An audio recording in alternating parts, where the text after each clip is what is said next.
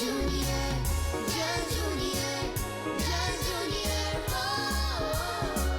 Just junior, just junior, just junior, oh. Good friends are like stars. We don't always see them, but we know they are always there. आज हम आपको मिलाने जा रहे हैं हमारी न्यू दोस्त संस्कृति वर्मा दी से। Let's welcome Sanskriti di to our show. Hi friends, मैं हूँ आपकी न्यू दोस्त संस्कृति। I am Alia San. Welcome back to your favorite show, Just Junior। Just junior, oh. तो आलिया, तुम्हें गुड मैनर्स के बारे में पता है? Yes दी, I know और मैं फॉलो भी करती हूँ। अच्छा आलिया, हमें और हमारे फ्रेंड्स को भी पता हो। We should spend money wisely, cooperate to others, listen carefully. Very good Alia, you are very intelligent. तो फ्रेंड्स, हमें भी ये सारी बातें फॉलो करनी चाहिए, वैसे ही जैसा भी आलिया ने बताई। Yes दी, मैं इन सब बातों को फॉलो भी करती हूँ और अप्लाई भी करती हूँ। वेरी गुड आलिया, अब हमें हमारे फर्स्ट सेगमेंट की ओर चलना चाहिए, जो कि है योगा। कुछ नए और आसान आसन सीखने के लिए। Yes दी, योगा हम सब लोगों को कर देता है फिट एंड तंदुरुस्त। हेलो जूनियर्स, कैसे हैं आप सभी? मैं सुधा कौशिक, आपकी न्यू योगा एक्सपर्ट, आप सभी का आज के योगा सेशन में स्वागत करती हूँ। और आज हम कुछ प्राणायाम के बारे में जानेंगे और अभ्यास करेंगे। आज का सेशन हम प्रेयर के साथ स्टार्ट करेंगे। सभी बच्चे दोनों हाथों में ज्ञान मुद्रा ले लें। बैक स्ट्रेट, शोल्डर स्ट्रेट, नेक स्ट्रेट, आंखें बंद। ओम सर्वे भवन्तु सुखिनः, सर्वे सन्तु निरामया, सर्वे भद्राणि पश्यन्तु, मा कश्चित् दुःख समाभवेत्। ओम शांति शांति शांति।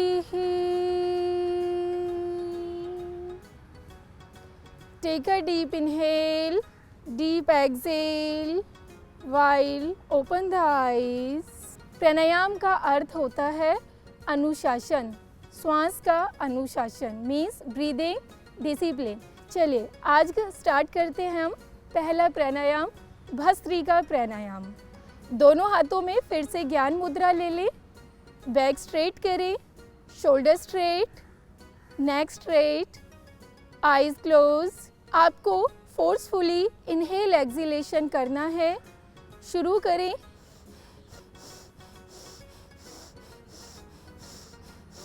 आईज क्लोज रहेंगी। भस्त्रिका प्राणायाम से अपने शरीर पर पड़ रहे प्रभाव को फील करें। Take a deep inhale, deep exhale and open the eyes. Bhastrika pranayama करने से आप सभी बच्चों का कंसंट्रेट इम्प्रूव होगा। चलिए अब हम दूसरा प्राणायाम करते हैं, शीतली प्राणायाम। दोनों हाथों में फिर से ज्ञान मुद्रा लें। तीनों फिंगर्स मिली हुई, कमर गर्दन सीधी, शोल्डर स्ट्रेट। अपनी लिप्स को ओ की शेप में बनाएं। टंग फोल्ड करें। जिन बच्चों की टंग फोल्ड नहीं होती है वो सिर्फ ओ की शेप में अपने लिप्स बना के रखें। इस तरीके से आप बनाएंगे। जब डीप इनहेल करेंगे आप मुंह से डीप इनहेल करेंगे और एक्सहेल करते हुए मुंह बंद करके नोज से एक्सहेल करेंगे। चलिए स्टार्ट करते हैं। अपना राउंड कंप्लीट करके एक्सहेल करके नॉर्मल रिलैक्स हो जाएं सभी। आईज क्लोज रहेंगी। शीतली प्राणायाम से अपनी बॉडी में हो रहे चेंजेस को फील करें। मन में आ रहे विचारों को आने दें, जाने दें। पूरा ध्यान अपने शरीर पर। Take a deep inhale, deep exhale. दोनों हथेलियों को अच्छे से रफ करें, गरम करें अपनी हथेलियाँ। गरम होने पर आइज़ पर लगाएं और अपनी हथेलियों को देखते हुए धीरे से आइज़ ओपन।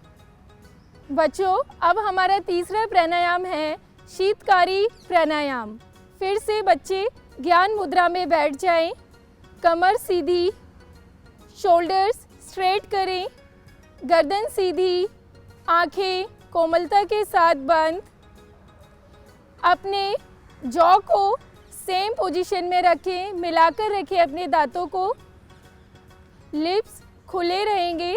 उसके बाद आपको मुंह से ही लंबा गहरा श्वास लेना है और नोज से लंबा गहरा श्वास बाहर निकालेंगे।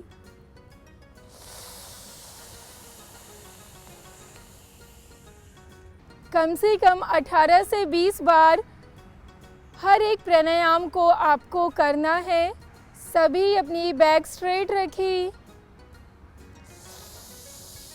एक्सहेल करते हुए रिलैक्स, आइज़ क्लोज रहेंगी।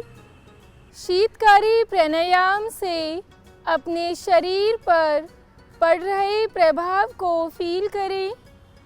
आज के लिए बच्चों सिर्फ इतना ही, और आई होप कि आपने आज का सेशन एंजॉय किया होगा। घर पे जाकर आपको ये 3 प्राणायाम अच्छे से प्रैक्टिस करना है, और लेकिन सिर्फ एक ही दिन नहीं करना है, आपको ये रेगुलर करना है। जब आप ये रेगुलर करेंगे, अपनी लाइफ में लेकर आएंगे, तभी आपको इन प्राणायाम के बेनिफिट्स मिलेंगे। अब हम मिलेंगे नेक्स्ट एपिसोड में न्यू प्राणायाम के साथ। तब तक के लिए आप सभी को नमस्ते। ओह वाओ, योगा तो मेरा बहुत ही फेवरेट सेगमेंट है, और योगा हम सबको फिट भी रखता है। यस आलिया, हम सबको रोज योगा करना चाहिए। आलिया, मुझे पता चला है तुम्हें स्टोरी सुनना बहुत पसंद है। Yes the, I like story very much. Wow Alia. But the, क्या आपको पता है हम स्टोरी सिर्फ सुनाते ही नहीं, दिखाते भी हैं। बहुत समय पहले की बात है। किसी गांव में एक गरीब ब्राह्मण रहता था। वो घर घर जाकर भिक्षा मांगता और अपना पेट पालता था।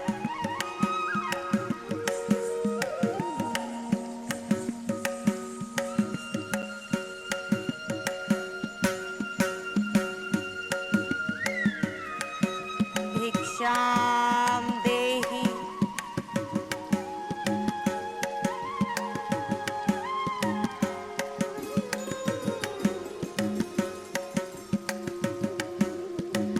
भिक्षाम देहि।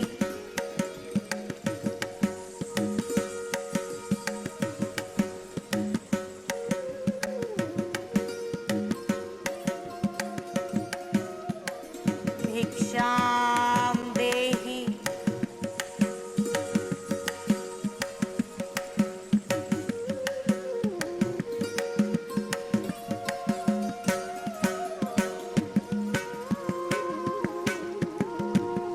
भिक्षाम देहि।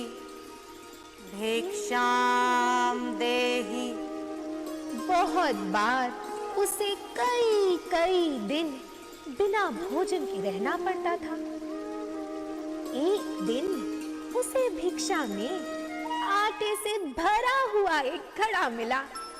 ब्राह्मण बहुत खुश हुआ और उसे अपने घर ले आया। इसे यहाँ टांग देता हूँ। ब्राह्मण घड़े के पास ही बैठ गया और उसे निहारता रहा। जल्द ही उसे नींद आ गई और वो सपना देखने लगा। ये क्या, गांव में तो अकाल पड़ गया, नदियाँ सूखी, पंछी भागे, खाने को कुछ नहीं अब आगे। सपने में ब्राह्मण ने सोचा, ये अच्छा वक्त है। वो अपना आटा लेकर बाजार में आया और खूब ऊंचे दाम लगाकर पूरे 10 रुपए में उसने आटा बेचा। इन 10 रुपयों से उसने बकरियों का एक जोड़ा खरीदा। ब्राह्मण उन्हें रोज हरी घास खिलाता। धीरे धीरे बकरियों के बहुत सारे बच्चे हुए। इन बकरियों को बेचकर मैं गाय खरीदूंगा। गाय बहुत सारा दूध देगी, जिससे मैं मक्खन, घी और बहुत सी मिठाइयाँ तैयार करके उन्हें बेचकर और भी अमीर बन जाऊंगा। सपने में ही ब्राह्मण ने देखा उसका एक बहुत बड़ा सा घर है, जिसमें एक सुंदर सा बगीचा, बहुत सारे पेड़, रंग बिरंगे फूल और उन पर मंडराती तितलियां भी हैं।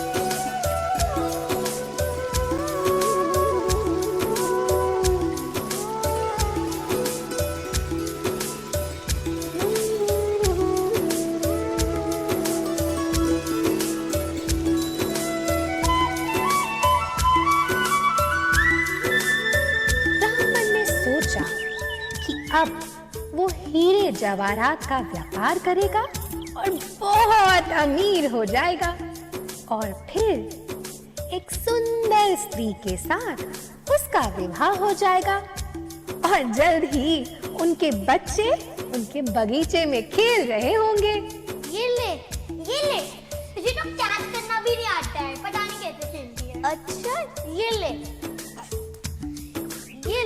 अरे तो पकड़ ही नहीं पाई, तू पकड़ के दिखा ये कैच मेरी। ये ले पकड़ ली। ए, खेलना बंद करो, अब मेरे सर में दर्द हो रहा है।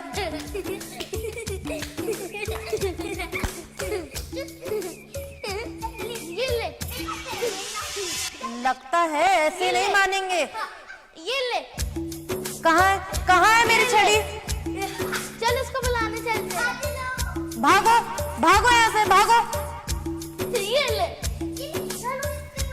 हाँ, चल उसको बुलाते हैं।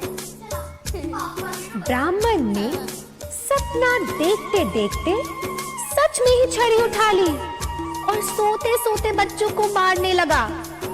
अचानक छड़ी मटके पर लग गई, मटका फूट गया और इधर ब्राह्मण का सपना भी टूट गया। उसने देखा सारा का सारा आटा जमीन पर बिखर गया है। तो बताओ बच्चों, इस कहानी से हमें क्या शिक्षा मिलती है? तो इसीलिए बच्चों हवाई किले नहीं बनाने चाहिए, समझे?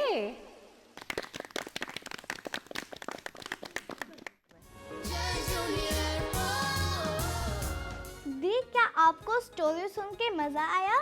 बहुत अच्छी लगी स्टोरी आलिया। यस फ्रेंड्स, मुझे लगता है आपको भी स्टोरी काफ़ी पसंद आई होगी और आपने ये भी समझ लिया होगा कि हमें हवाई महल नहीं बनाने चाहिए।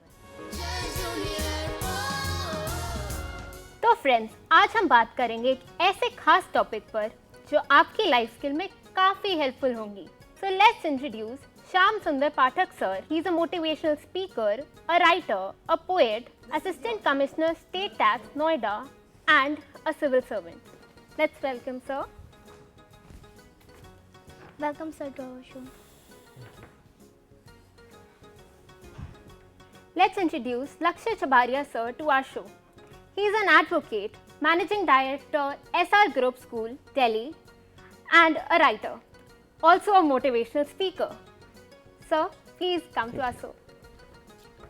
Welcome sir to our show. Thank you.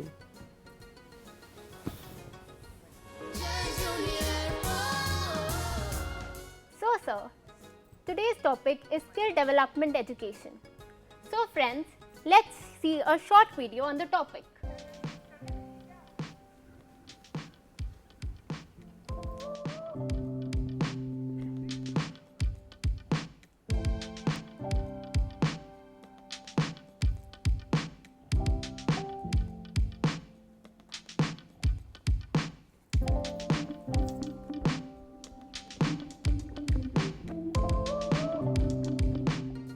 Lakshmi sir, my question for you. So I want to know power of discipline. Discipline is the key for success. If we have discipline in our life, we will become successful, because every work needs persistent and perseverance effort. Through discipline, we can achieve our goal. We will become successful. Sir, हम और हमारे friends अब जाने गए हैं power of discipline. So, sir, what is the importance of self-discipline for students? मैं इसको ना आसान शब्दों में बताना चाहूँगा, बिकॉज ये जस्ट जूनियर शो बच्चों के लिए है. तो बच्चों से कनेक्ट करना, जुड़ना बहुत ही ज़्यादा ज़रूरी है. हर एक बच्चा अपने जीवन में सक्सेसफुल बनना चाहता है. कोई डॉक्टर बनना चाहता है, कोई इंजीनियर बनना चाहता है, कोई साइंटिस्ट बनना चाहता है. पर अपने लक्ष्य तक पहुंचने के लिए, अपने गोल तक पहुंचने के लिए मेहनत चाहिए, हार्ड वर्क चाहिए.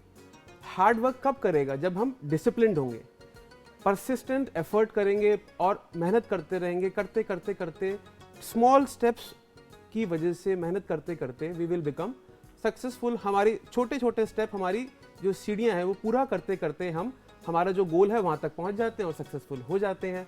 So friends, आज हमारे साथ जुड़े हैं SR capital school group Delhi के बच्चे. आप लोगों की कोई क्वेरीज हैं तो आप सर से पूछ सकते हैं.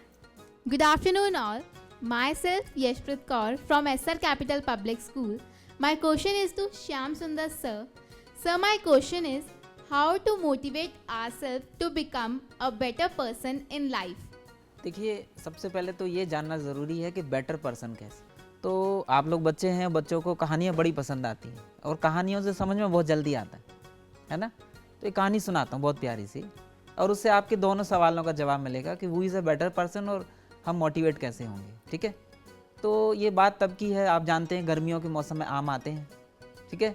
और गर्मियाँ जब जाने लगती हैं, बारिश जब आने लगती है, तो आम का सीज़न जाने लगता है. तो एक 80-85 साल के एक वृद्ध व्यक्ति थे. ठीक है. उनके हाथ में गुठली थी. एक छोटा सा बच्चा आया, 3-4 साल का रहा होगा, बाबा के पास एकदम बाबा की गोदी में चढ़ गया और गले से लिपट गया. और फिर बाबा के हाथ में गुठली देखी तो बड़ा चौंका. बोले, बाबा आम खाते तो दुनिया को देखा था, लेकिन गुठली तो पहली बार देख रहा हूँ. तो बाबा बड़ी ज़ोर से हंसे. बोले, बेटा नहीं, गुठली नहीं खा रहा मैं, ये मैं बोऊँगा. तो बच्चे को पता नहीं था क्या होता है बोना. तो उसने पूछा कि बाबा कैसे बोते हैं. तो बाबा ने क्या किया कि गड्ढा खोदा, उसमें गुठली डाल दी, मिट्टी डाल दी, पानी डाल दिया, और उस बच्चे से बोले, पोता था उनका, कि बेटा देखो मैंने ही बो दिया. तो बच्चे तो सवाल पूछते हैं ना, जैसे आप पूछ रहे हो. और मैं सच कहूँ, यदि आप जीवन में कामयाबी पाना चाहते हो ना, ये सवाल पूछने की हैबिट कभी मत बंद करना. ठीक है ना, क्योंकि सवाल आपको सत्य तक लेकर जाते हैं. तो वो बच्चा सवाल कर रहा है कि बाबा ये बो गया तो अब क्या होगा. तो बाबा कहते, बेटा इसमें से पौधा निकलेगा. बोले, फिर क्या होगा. अरे वो बड़ा हो जाएगा. वो फिर क्या होगा. अरे फिर मीठे मीठे आम लगेंगे, खाओगे ना. तो बच्चा बोला, हाँ खाऊंगा बाबा, तो कल ही आ जाऊं. तो बाबा बड़ी ज़ोर से हंसे. अरे बेटा इतनी जल्दी आम थोड़ा ना लगते हैं, टाइम लगता है. बच्चा बोला, कितना टाइम लगता है. सवाल है ना, उसके एंडलेस क्वेश्चन है, कितना टाइम लगता है. बाबा बोले, बेटा सालों लग जाते हैं. बोले, कितने साल लगते हैं.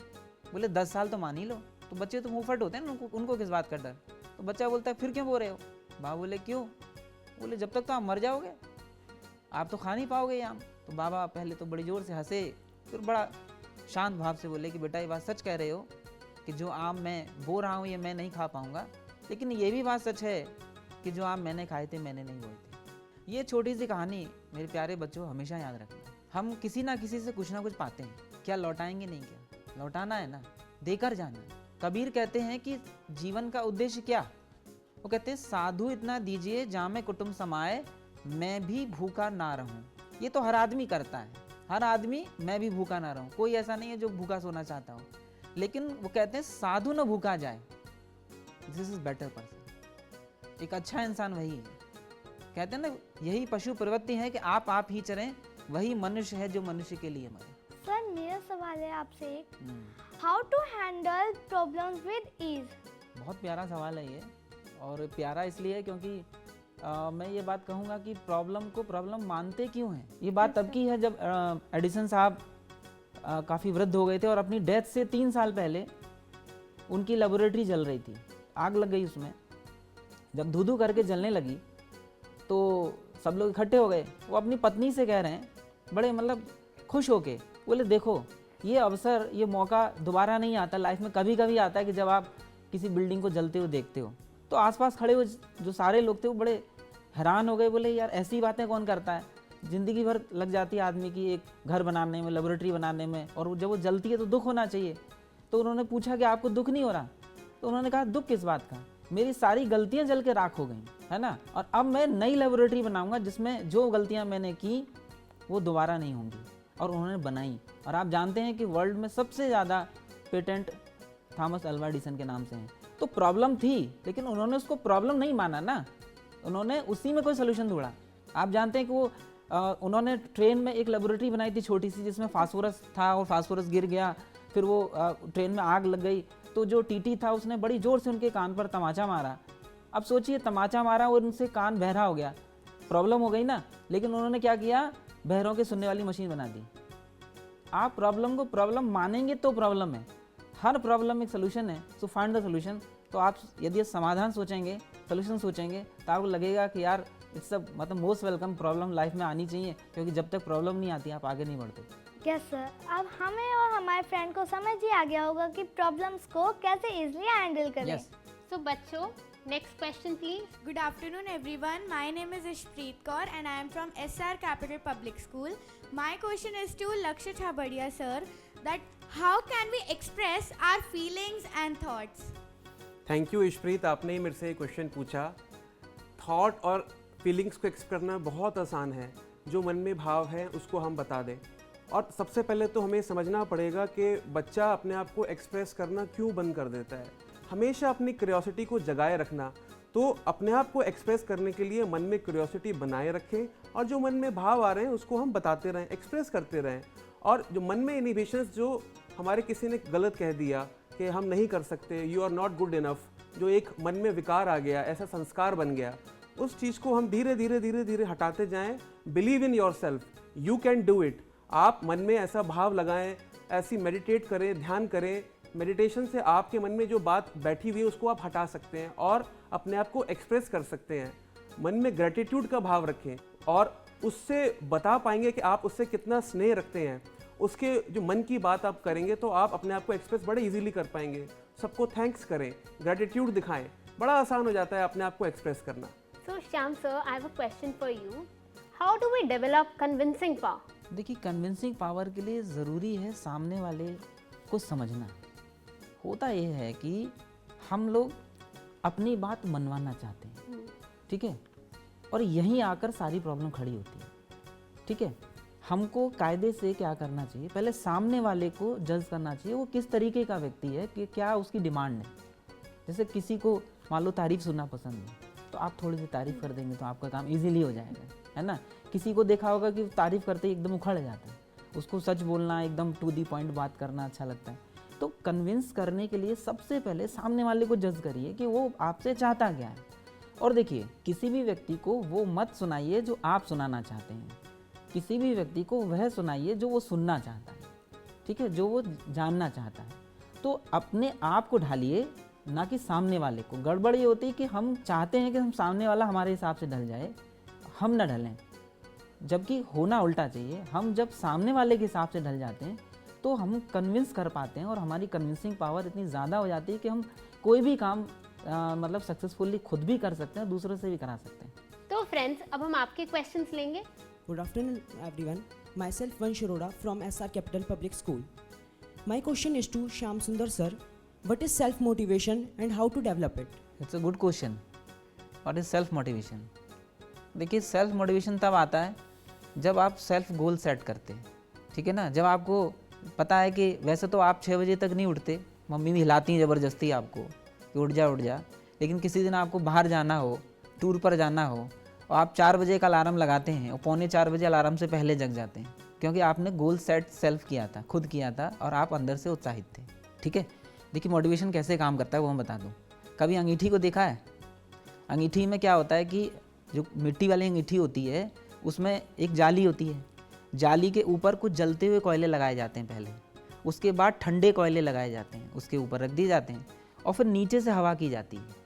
ठीक है, उससे क्या होता है कि वो जो जले हुए कोयले हैं वो बाकी ठंडे कोयलों को भी जला देते हैं।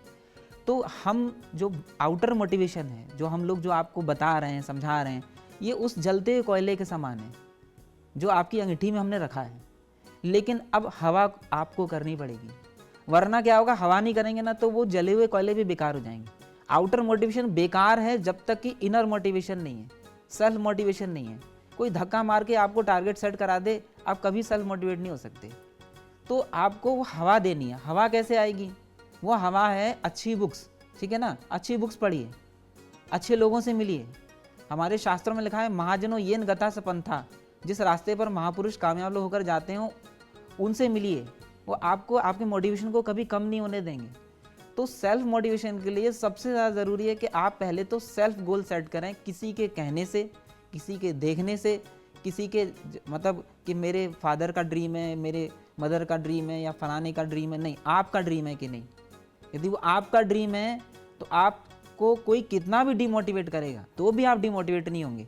इसलिए सेल्फ मोटिवेशन के लिए ज़रूरी है कि आप सेल्फ गोल सेट करें और जो भी सेट करें बहुत सोच समझ के सेट करें। एक बार सेट करने के बाद पीछे न जाएं और अच्छी बुक्स पढ़ें, अच्छे लोगों से मिलें, जो कामयाब लोग हैं उनकी जीवनियाँ पढ़ें। उससे क्या होगा कि आपका मोटिवेशन कभी भी कम नहीं होगा और एक समय वो आएगा जब आप अपने आप को हर समय, आपको फिर मोटिवेशन की ज़रूरत नहीं पड़ेगी, आप जहाँ भी जाएंगे सबको मोटिवेट करेंगे।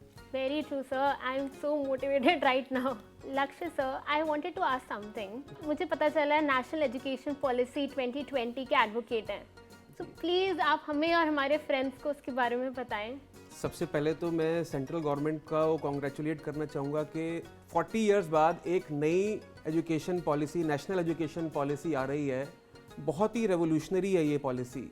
अब तक हम रॉट लर्निंग के थ्रू पढ़ते थे, पहली बार हुआ है कि क्रिएटिव स्किल्स पे काम किया जा रहा है। वोकेशनल एजुकेशन, जो बच्चे मन से चाहते हैं, क्रिएटिविटी चाहते हैं, आर्ट एंड क्राफ्ट करना चाहते हैं या अपनी स्किल्स डेवलप करना चाहते हैं, या वोकेशनल एजुकेशन सिर्फ पढ़ना लिखना, हिंदी इंग्लिश मैथ्स एजुकेशन नहीं है, आप सेल्फ डेवलपमेंट भी कर सकते हो। ये हमारी नेशनल एजुकेशन पॉलिसी सिखाती है, कराती है।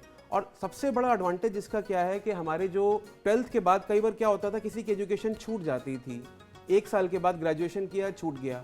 इसके अंदर अगर आपने 1 साल की पढ़ाई की है तो आपको डिप्लोमा मिलेगा, 3 साल की पढ़ाई की है तो आपको डिग्री मिल जाएगी, और आपको अगर 4 साल की आपने पढ़ाई की है तो आपको ऑनर्स डिग्री मिल जाएगी। तो इस तरह से बहुत सारे ऐसे प्रोविजंस हैं, अगर आपकी एजुकेशन छूट भी गई तो आप उसको फिर से कंटिन्यू कर सकते हो through credit system.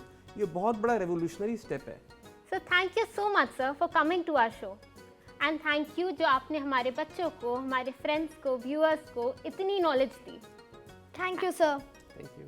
Thank you. So it is now time to take your leave. We will meet you on the same time, on the same day next week with some new topics and experts on your favorite show, Just Junior. Till then, stay safe and out of trouble, my friends. Bye bye. Do do do do.